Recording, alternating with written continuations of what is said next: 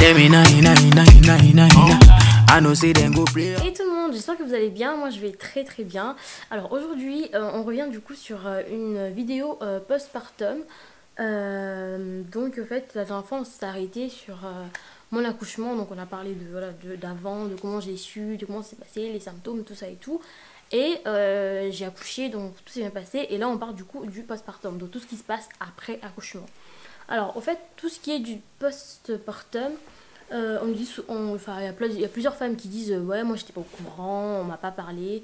Mais vous allez voir aussi au fait quand vous allez chez le médecin et que vous allez à vos rendez-vous, vous parlez souvent de comment pousser, si vous voulez allaiter ou pas, si vous, enfin vraiment vous parlez de beaucoup de choses au fait concernant votre bébé, concernant vous, que au fait même vous posez pas des questions sur ce qui peut se passer après l'accouchement. En fait on parle plutôt de ce qui va se passer avec le bébé après l'accouchement, mais vraiment pas ce qui va se passer pour nous après l'accouchement. Que ce soit nous ou le médecin ou le personnel soignant, personne pense à ça. Moi en fait, en tout cas j'ai été informée. Je vais vous dire la vérité, j'ai été informée. Chez ma sage-femme en fait j'avais pris ce livre là. J'arrive pas à vous le montrer avec la lumière et tout. La lumière elle est trop forte. J'arrive vraiment pas à vous le montrer. Je vais essayer de baisser la lumière pour que vous puissiez voir. Donc c'est marqué mon guide pour tout savoir sur ma période post-accouchement. Donc moi j'avais ce livre là, en fait dans ce livre là en fait vous avez tout. Ça vous parle des hémorroïdes, des déchirures, ça vous parle des épisiotomies, ça vous parle des hémorroïdes, ça parle de tout en fait, des saignements, de tout. Donc il y a tout dans ce livre. Moi je ne l'ai pas lu, mais j'étais au courant de ce qui pouvait se passer avec tout ce qui se passe. Maintenant il y a plusieurs femmes qui racontent leur accouchement sur YouTube, donc on sait ce qui peut se passer. Mais en tout cas moi j'ai été informée de tout ce qui pouvait m'arriver après mon accouchement. Donc je vous raconte ce qui m'est arrivé. Donc, moi, au fait, après que le bébé soit sorti, après l'extraction, la dame, elle m'a dit carrément, madame, en fait, il faut que vous puissiez vous reposer. Moi, je vais vous recoudre pendant un bon moment parce que vous avez une grande déchirure. Donc, en fait, là, je vais vous parler sans tabou parce que là, on parle vraiment du période post-accouchement. Il n'y a pas à prendre des pincettes et tout pour dire des choses. Je vais vraiment vous dire les choses. Alors, je vais vous expliquer au fait, quand on accouche, on peut au fait déchirer ou au fait avoir une épisiotomie. Donc en fait, il y a 4 grades de déchirure ou ce qu'on peut avoir au fait. Il y a le grade 1, c'est déchirer. Genre en fait, vous déchirez tout simplement, mais genre que au niveau du vagin. Vous déchirez au fait sans qu'on puisse couper. Ça veut dire que vous pouvez avoir 1, 2, 3 points de suture, 5 points de suture, mais que devant en fait. On parle que au niveau du vagin. Que vous avez déchiré. Là, c'est déchirure au niveau 1. Vous avez déchirure au niveau 2, c'est l'épisiotomie. Ça veut dire qu'en fait, carrément, on prend un ciseau, on vous coupe au fait, pour que ça puisse faciliter la sortie du bébé. Le grade 3, c'est le grade au fait que j'ai eu. Ça veut dire qu'en fait, vous déchirez du vagin à l'anus, mais que des tissus extérieurs. Ça veut dire qu'en fait que des tissus extérieurs. C'est-à-dire, vous n'êtes pas carrément un livre ouvert comme ça, genre du vagin à l'anus, un livre ouvert, genre on voit vos organes. Donc en fait, c'est que des tissus extérieurs. Et niveau 4, c'est tissus extérieurs et tissus intérieurs. Moi, j'ai eu niveau 3. Comment vous dire que, au fait, au moment où on m'a dit que vous êtes déchiré, je n'ai pas du tout fait attention. En fait, je crois que je venais d'accoucher, tout se passait bien, j'étais hyper contente d'avoir mon bébé. Et là, en fait, voilà, fallait donner le bébé au papa. Et donc moi, du coup, bah, on commence à me recoudre. En fait, le papa part avec le bébé et moi, je reste pour qu'on puisse me recoudre. Et là, qu'est-ce qui se passe? Pendant 1h30, la dame, genre il y avait 2 personnes sur moi, j'avais les jambes écartées comme ça, 2 personnes devant moi, plus une sage-femme étudiante qui était là, debout, qui regardait.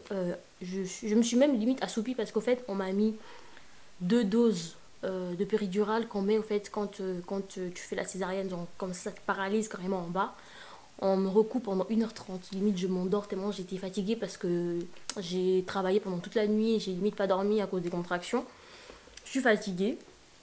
Et là, c'est signé. Elle m'explique du coup au fait qu'elle m'a fait un point en U. Bah, bref, c'est la totale. Elle m'explique au fait qu'elle m'a recousu déjà pour cette déchirure-là. Mais elle m'a encore recousu au fait devant au niveau du vagin. 2 points de suture. Super. Donc je lui demande pourquoi j'ai déchiré comme ça. Elle m'a dit bah ça arrive aux femmes, hein. Ça peut arriver au fait. Ça arrivait à moi. C'est tout simplement ça. Ça arrive à 5% de femmes en France. Et ça m'est arrivé à moi en fait. Je déteste rentrer dans les statistiques comme ça, bref. Et là, quand la péridurale est passée, oh mon Dieu, la douleur elle a commencé. J'avais tellement mal. Et là, on m'emmène dans ma chambre et tout, dans le truc, je crie, mais en route là, comme ça, on me pousse.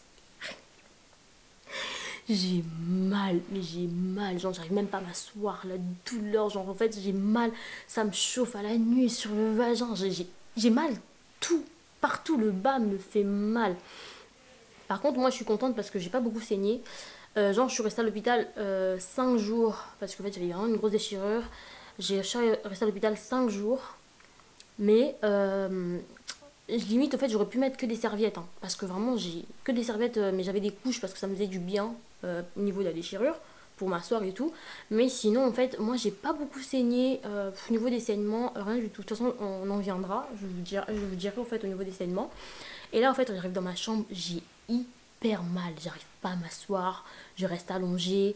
Là du coup je mélange tout avec l'allaitement un peu pour que vous puissiez comprendre parce que je parle du postpartum, hein. Et là, du coup, bah, je peux pas allaiter mon fils parce que j'ai tellement mal. J'arrive pas à m'asseoir, je reste allongée. Cette journée-là, je n'allaite pas, j'ai très mal. Du coup, au fait, on lui donne le lait artificiel. Donc, c'est moi qui ai demandé. Ils savent que je veux allaiter. Donc, j'ai confiance à mon enfant. Je sais que ça va bien se passer. Mais de toute façon, l'enfant, quand il vient de naître, il n'a pas, il a pas besoin de beaucoup manger. Vraiment, il mange, mais deux trois gouttes de lait, quoi. Vraiment, rien du tout. Et comme je voulais pas perdre le colostrum. J'ai dit. Le colostrum, au fait, quand je voulais vraiment que mon fils puisse avoir ce lait-là, parce que c'est vraiment le lait, le premier lait qui sort de tes seins, qui est jaune, au fait, qui est hyper nutritif, nutritionnel, nutritif. Bref, il y a beaucoup de vitamines dans ce lait-là que je ne voulais pas le perdre parce que comme je ne pouvais pas donner le sein ce jour-là, je n'arrivais pas. Et là, ils m'ont ramené un tire-lait dans ma chambre et avec plein de tétrelles et tout. Donc, les tétrelles, c'est vraiment pour pouvoir tirer. Et j'en avais plein dans ma chambre jusqu'à ce que je suis sortie de l'hôpital. Et j'ai commencé à tirer parce que fallait que je stimule au fait mes seins parce que mon bébé avait pas pris. Donc j'ai commencé à stimuler, à stimuler. Et là en fait il y avait le colostrum qui est sorti. On l'a donné à mon bébé, mais avec le biberon. C'était trop bien. Enfin vraiment ça m'inquiétait pas du tout. Je savais que j'allais réussir à l'allaiter après, même si je lui donnais le biberon. Je savais qu'il n'y aurait pas eu de confusion sein-tétine, que mon fils allait trop bien prendre. En fait, c'est vraiment, je le sentais, et aussi au fait parce que je me faisais confiance. Ça arrive, si vous avez besoin de le faire, vous le faites. En tout cas, moi, je parle de mon expérience. Je ne dis pas qu'il faut que vous allaitiez. Non, moi, j'ai allaité. Je parle que de moi. Là, je parle que de moi. Je parle que de moi. Donc, on revient sur la déchirure et du coup, bah en fait, le deuxième jour, j'arrive toujours pas à m'asseoir, mais je réussis un peu. Au fait, déjà le premier jour, la dame, elle était hyper gentille, elle est venue dans ma chambre, elle m'a dit, j'ai pas envie de vous mettre une sonde parce qu'avec ce que vous avez comme déchirure, ça va être difficile pour aller uriner, mais buvez beaucoup d'eau, je vais venir surveiller à chaque fois et essayer d'aller aux toilettes uriner parce que vraiment, j'ai pas envie de vous faire souffrir en plus de vous mettre une sonde, quoi. Et là, je me force, je me lève, mais pour me lever du lit, oh j'ai mal. Ah là là, mon Dieu, j'imagine pas, j'ai mal. Mon chéri, il me lève, il m'aide et tout. Je vais dans la je vais dans la douche et tout. Je prends la douchette et tout parce que je vais même pas essayer de faire pipi de moi-même parce que je me dis, les urines, ça brûle. Si ça me touche la cicatrice, je pleure. Et là, je prends. Déjà, en fait, en plus aussi, le fait que, vous savez, quand vous avez la péridurale, bah, vous sentez plus votre vessie. En plus de la déchéance, c'est trop pour moi, donc je prends la douchette et tout, j'essaye de faire et tout, là ça descend et là du coup je fais que ça pendant toute mon hospitalisation pour aller faire pipi. Bah je faisais qu'avec la douchette et du coup pendant tout ce temps je n'ai jamais eu envie de faire pipi, je n'ai jamais eu envie d'aller à la selle, enfin à la selle oui, mais faire pipi j'avais pas envie du tout. J'allais au fait, je me disais oh faut que j'aille faire pipi, oh faut que j'aille faire pipi, mais je ne sentais pas ma vessie se remplir et j'allais juste au fait comme ça. Bah, machinalement, j'y allais faire pipi. Je pouvais passer 5 heures, 6 heures, 7 heures sans faire pipi alors qu'il faut faire pipi. Je ne sentais rien. En fait, je me disais, oh, faut que j'aille faire pipi. Oh, faut que j'aille faire pipi. Oh, faut que j'aille faire pipi. Et j'allais. Mais vraiment, j'allais comme ça. C'est comme ça que j'allais faire pipi. Et pendant toute mon hospitalisation, j'ai pris des antibiotiques parce que vraiment ma déchirure elle était trop forte. Je prenais des Doliprane tout le temps. Je prenais matin, midi, soir. Je prenais des médicaments pour ma déchirure et tout. Il venait contrôler tous les jours. Mais au niveau des saignements, vraiment, je me suis fait mal. Au niveau des saignements, sinon j'ai vraiment pas saigné du tout. Limite, c'était trop bizarre. Je suis sortie de l'hôpital, j'avais limite plus de saignement. C'était trop bizarre. J'ai pas beaucoup saigné moi, pas du tout. Ça s'est bien passé et il n'y a pas eu de problème sur ça. J'ai bien cicatrisé au niveau de mon utérus, donc tout va bien. Et aussi, bah du coup, bah j'ai aussi... Parce qu'en fait, vous savez, quand vous déchirez comme ça, que vous venez d'accoucher, vous avez des incontinences. En fait, ça veut dire que vous pouvez vous faire pipi ou caca dessus, vous n'allez pas le savoir. Vous n'allez pas le savoir. Donc, au fait, moi, je ne me suis pas fait caca dessus. Je sais pas, en fait, je ne sentais pas l'envie d'aller à la selle ou aller faire pipi. Mais je me faisais pas pipi sur moi. Sur mes serviettes, il n'y avait pas d'odeur de pipi, il n'y avait pas d'odeur, il n'y avait rien, en fait. Et je me disais, au fait, fallait que je réussisse à aller faire pipi sans jet d'eau. Parce qu'en fait, chez moi, j'avais une baignoire. Je me voyais pas enjamber une baignoire avec ma déchirure, à part pour aller me doucher, oui. Mais enjamber une baignoire à chaque fois que vous allez faire pipi, je me disais, c'est pas possible, je peux pas. Parce qu'en fait, il me fallait le jet d'eau là pour pouvoir faire pipi. Et le dernier jour, enfin le avant-dernier jour, je suis allée dans les toilettes, je me suis assise comme ça et j'ai crié, j'ai fait pipi sur ma cicatrice. Sur ma cicatrice, sans avoir de l'eau. J'ai crié et ce jour-là, en fait, je me suis dit, il faut que je me fasse violence, il faut que j'aille à la selle parce que pendant tout ce temps, je suis pas allée à la selle. Et quand on me touchait, on me disait, mais vous êtes remplie, madame, il faut que vous essayez de pousser. Mais pas trop non plus parce que si vous essayez de pousser, bah, ça va sortir parce qu'en fait, mon, mon anus était carrément sorti. Ils ont rentré dedans pour coudre. Non mais c'est horrible. Quand j'y pense, c'est pas possible. Genre, j'ai eu ça, genre. C'est vraiment impossible. Donc, vraiment, en fait, ce jour-là, en fait, c'était vraiment le jour où euh, je me suis dit, je suis maman, je me lève, je marchais, il faut que je prenne soin de mon enfant, il faut que je fasse des choses. Je me suis levée, je marchais et tout. Et là, j'ai tellement marché, au fait, quand je marchais dans ma chambre, hein, je faisais aller-retour dans ma chambre et tout. Et là, j'ai eu envie d'aller à la selle et là, je me suis assise comme ça. Parce qu'en fait, quand tu t'assois, tu t'écartes les jambes et ça fait mal. Je m'assois comme ça et là je fais caca. Mais vraiment, là je vous dis ça, hein, je fais caca. Genre ça m'a fait du bien, genre, mais vraiment sans forcer. Hein, parce qu'en fait, pendant toute l'hospitalisation, je prenais aussi des médicaments en fait pour pouvoir aller à la selle sans que ça soit dur au fait. Il faut que ça soit bien mou pour que ça sorte sans pousser. Je vous dis tout, n'importe quoi. Et là je fais bien, je me sens bien là, vraiment, je me sens bien. Mais j'ai toujours mal, ça me chauffe en bas. Mais ah non, la douleur, elle a duré jusqu'au un mois de mon fils. J'avais toujours mal, genre j'avais toujours un peu mal et tout. Quand je m'asseyais, j'avais mal. Et puis, au fait, si on retourne au niveau de l'allaitement, comme je tirais mon lait, en fait, on les gardait dans les biberons et on mettait au fait dans un frigo qui était à l'hôpital, en fait, la maternité. Donc, mon chéri allait chercher ou soit on me ramenait quand j'appelais et tout, on me ramenait pour que je puisse donner au petit. Et puis, au fait, du coup, au troisième jour, j'ai pu m'asseoir, mais sur, au fait, une chaise comme des transats, au fait, qu'on utilise pour l'été, tout simplement à la plage. Donc, en fait, on me ramène ça, comme ça, je m'assois. En fait, ce que je faisais, c'est que je mettais, au fait, ma serviette des couches là en fait, des couches hygiéniques tout simplement. Après je mettais une autre serviette comme donnée à l'hôpital derrière, comme ça en fait ça faisait rembourrer, je sentais rien du tout et il y a plus les poches de glace je mettais et du coup je pouvais m'asseoir et là je sentais rien du tout, je sentais juste au fait je sentais rien parce qu'en fait ça rembourrait tellement que ça me faisait pas mal sur la cicatrice. Après là je prenais mon fils, je lui donnais le sein. Et sauf qu'au fait, quand moi j'ai eu, du coup, en parlant de l'allaitement, quand moi en fait, mes seins ont grossi pendant que j'étais enceinte, mes tétons en fait ont hyper grossi. Du coup, ce qui fait que mon fils, au fait, quand j'ai essayé de le mettre au sein, il a pas voulu du tout. Enfin, genre, il voulait pas essayer, il était trop petit, c'est trop pour lui, il voulait pas essayer. Donc en fait, on a pris des bouts de sein. Moi, ça m'a pas dérangé du tout. Je laissais le temps à mon fils, je savais que j'allais réussir mon allaitement, mais tranquillement, je voulais pas me mettre la pression ni à mettre mon fils, j'avais déjà d'autres choses à penser sur ma cicatrice que je voulais vraiment, je me disais comment ça va se passer, comment je vais guérir en bas, comment je vais reprendre ma vie de femme, tout ça et tout, parce que je me disais c'est pas naturel, que au fait limite je suis plus naturelle au fait en bas, je suis recousue de A à Z au fait, ça veut dire que ma partie qui me sépare mon anus et mon vagin est reliée par une cicatrice au fait que je garderai à vie, et ça en fait ça me touchait énormément en fait. Jusqu'à aujourd'hui en fait bref c'est trop compliqué, enfin trop compliqué, enfin tout va bien, je vais vous expliquer. J'ai pris le bout de sein, j'ai donné à mon fils, donc il prenait avec le bout de sein. Mais en fait, comme j'avais une grosse montée de lait, ah ça, je vous ai pas parlé de ça. Au bout du troisième jour, j'ai eu une montée de lait. Ça fait tellement mal, t'as les seins qui gonflent. Moi, je me souviens, c'est venu la nuit, genre, je me suis réveillée la nuit pour. Je me suis réveillée la nuit, au fait, et j'ai tourné. J'ai eu mal, j'ai fait, je bouge, ne bouge pas, ne bouge pas, ne bouge pas. Je voulais pas bouger. Et du coup, je me suis dit, non, il faut que je me lève. Déjà, je me suis levée, j'ai tiré. Ah non, mais je sais pas, j'ai une force en moi. J'ai tiré parce que je me suis dit, j'ai ça, je n'ai pas envie que ça bloque. Je me sentais des grosses pierres. Et j'ai tiré le lait avec le tire-lait que j'avais dans ma chambre. J'ai tiré. Et j'ai eu une grosse montée de lait que un biberon, ça m'a fait 120 millilitres.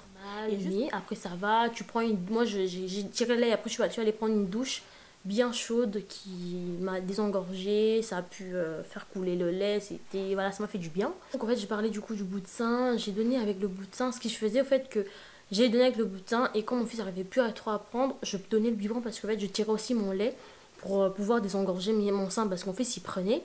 Mais c'est un bébé au fait, il prend un sein et l'autre sein il reste au gros, donc il faut que je tire au fait pour que, voilà, pour que je puisse désengorger mes seins.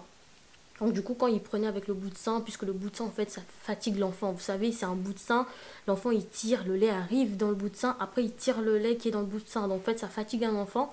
Du coup il restait pas longtemps et puis après bah, du coup je complétais avec un biberon, parce qu'il mangeait énormément, depuis qu'il est petit il mange beaucoup.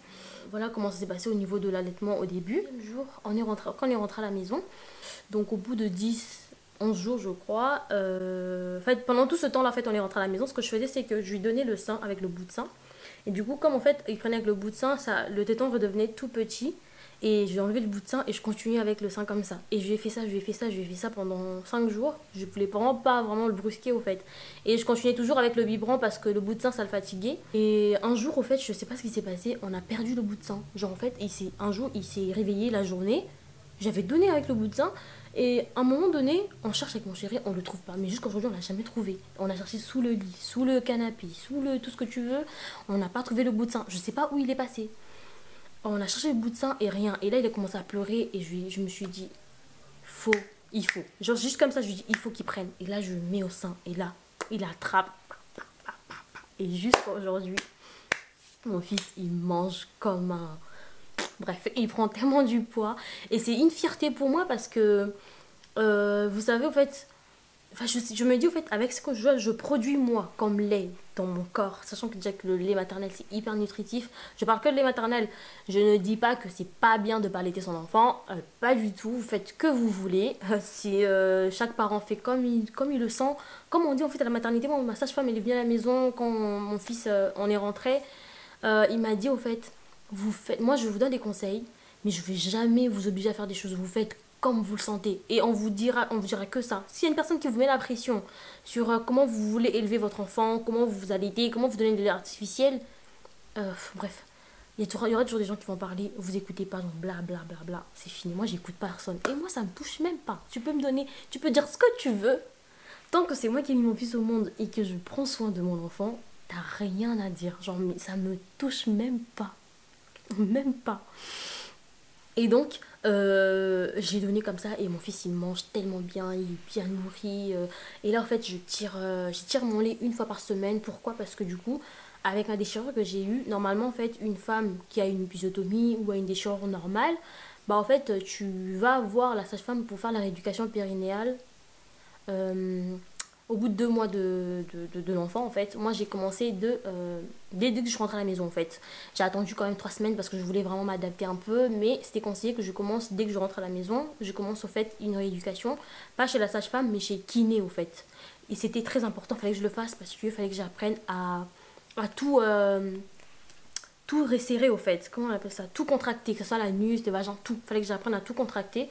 Et donc j'ai commencé à aller chez le kiné. Donc je tirais mon sein parce que j'allais avec mon chéri. Je vais toujours au fait, j'ai avec mon chéri. Lui au fait il reste avec le bébé dans la salle d'attente et je lui donne le sein avant le rendez-vous. Mais je sais qu'au fait, comme le rendez-vous va durer 1 heure, bah, il aura peut-être besoin de manger ou je sais pas quoi. Donc je tire toujours mon lait, comme ça papa il peut le donner le biberon. Mais le biberon c'est une fois par semaine. Souvent même parfois je vais chez la kiné après 2 semaines. Donc je vais vraiment en fait quand j'ai un peu le temps, mais je vais toujours et je fais une rééducation. Et là maintenant en fait ça va, mon périnée, tout va bien. J'ai repris ma vie de femme, ma vie de couple, tout se passe bien. Je continue en fait maintenant, là ce que je fais c'est une rééducation abdominale au fait. Ça veut dire que je fais limite les abdos mais avec le kiné. Donc qui au fait me fait contracter, m'aide au fait à... Non, parce que moi je pouvais pas serrer mon ventre au fait au début, je pouvais pas porter de gaine ou quoi que ce soit parce que je pouvais faire descendre mes organes avec la déchirure que j'avais, donc je pouvais rien faire. Limite j'étais comme une femme qui venait d'avoir la césarienne. Donc il fallait pas du tout que je puisse brusquer mon ventre ni mon périnée. Et là du coup bah j'ai commencé à faire une rééducation abdominale, donc je vais une fois par semaine chez la kiné. Et même quand mon fils commencera à espacer un peu les tétés, si j'ai encore beaucoup plus de lait, je ferai des dons. Si j'ai encore trop de lait, je ferai toujours des dons en fait pour les bébés prématurés qui sont dans les maternités, c'est très important. De toute façon, vous allez voir sur internet, on peut donner son lait. Donc voilà ce que j'ai eu moi au niveau de mon postpartum.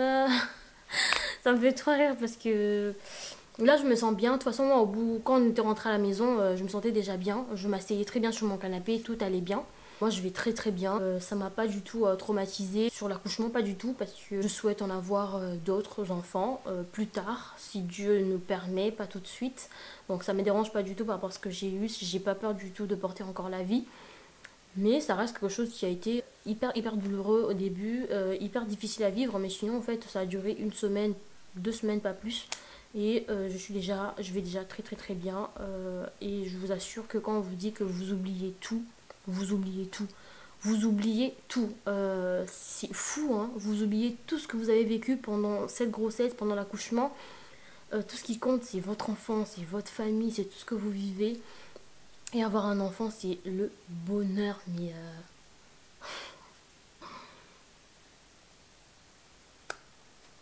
c'est trop beau. Voilà. Donc voilà, on s'arrête là. J'espère que la vidéo vous a plu. Si elle vous a plu, n'hésitez pas à vous abonner, à liker et à commenter.